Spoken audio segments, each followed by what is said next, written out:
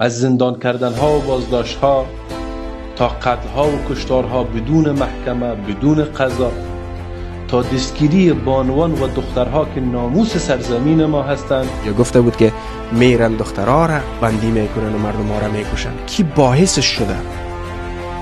اگر تو سر کو فرار نمی کردی او جوان پنشیری که در حالت برگشت به طرف پنشیر بود کشته میشد.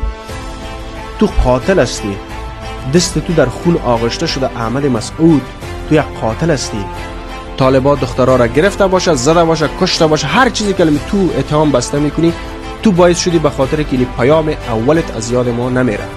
چه در بیرون و چه در داخل فراخوان میتیم که قیام عمومی را آغاز کنیم. در هر جایی که هستین، هر رقمی که میکنین مقاومت آغاز کنین. لذا تو باعثش بودی، طالب باعثش نبود. طالب آمد عفو عمومی اعلان کرد. طالبان ما بودی اون سوال زدیم اورور الله درا خدای پاک بیا داشت برات راوړي حکم.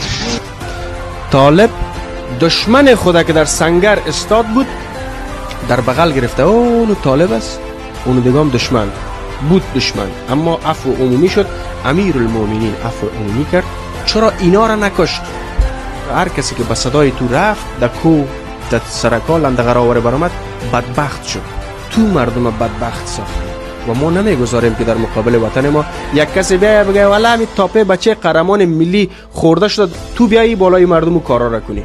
متوجه باشی احمد مسعود که جوانا، شوهرای مردم، پسرای مردم، دخترای مردم در زندان ها تو باعث و بانی شدی.